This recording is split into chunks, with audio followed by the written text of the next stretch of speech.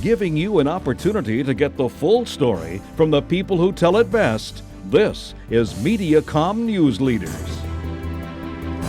And it's Newsleaders again with me, James Mauser, your host. I appreciate you stopping by today and learning some more about your community. We're going to talk about Stop Human Trafficking Coalition of Central Missouri with this young lady over here, April Rothweiler. Welcome. Hi. You're a board member of the coalition. I am, yes. How long have you been a board member? Just a little under a year currently. I've been a volunteer for about 4 years. Can I ask you what got you involved in the coalition in the first place? Well, yes and no. I have a bit of a colorful history, and it kind of ignited a passion in me to do something about it. I've actually worked in prevention efforts for human trafficking for about 10 years, and we recently relocated back to Columbia, which is where we had originally lived, and I got connected to Nanette and kind of went from there. The story from there. Yeah. It's still hard to believe, though, that we have to talk about this in the first place. Yes. But I'm glad we have this organization, this coalition here to help everybody who needs help in any regards with this. So Yeah. congratulations there. Thank you. I So I know wanted to define human trafficking for those that don't necessarily know exactly what it is.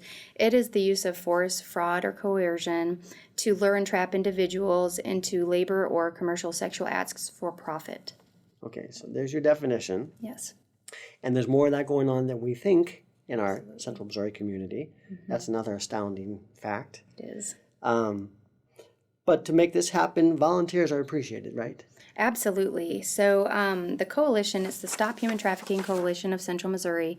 We've actually been working over 10 years to prevent and end forced labor and sexual exploitation of children, women, and men in the Columbia area and surrounding areas of Central Missouri.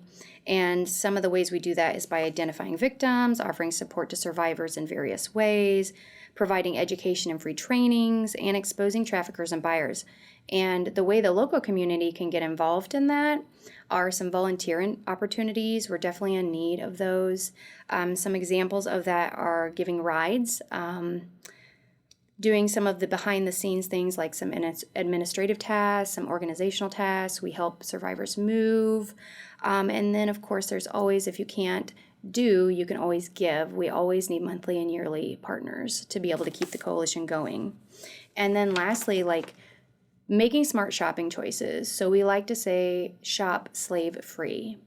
And what that means is a lot of people don't realize that some of the clothing that we wear, the clothing, the shoes, the makeup that we buy, the chocolate we eat, the coffee, those are all produced through labor trafficking. So when I say shop slave free, that means to do some research on your brands before you purchase, or shop local. There's a lot of people that have Etsy businesses, places here in town. A couple of the places here in town are Global Market, which is located in the Community United Methodist Church off of West Broadway, and also Peace Nook downtown.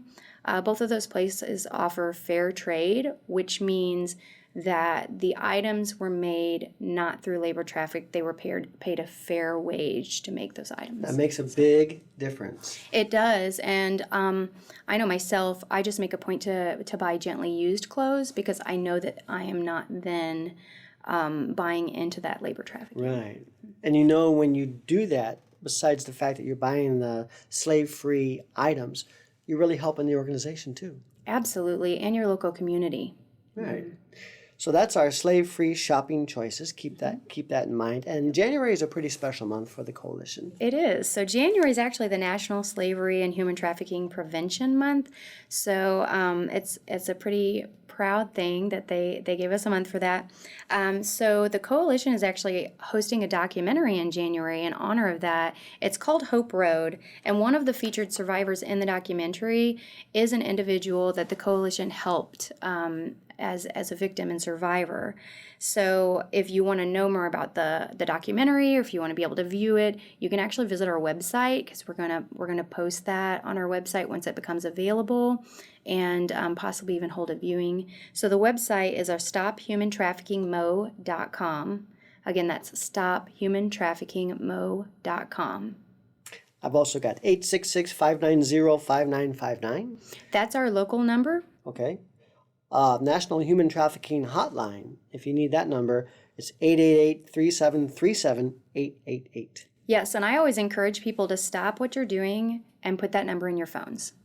Because the most important thing is if you see something, say something. Sure. Yeah. If you see something suspicious or out of the ordinary, it will never hurt to report it, but it might be detrimental if you don't report it.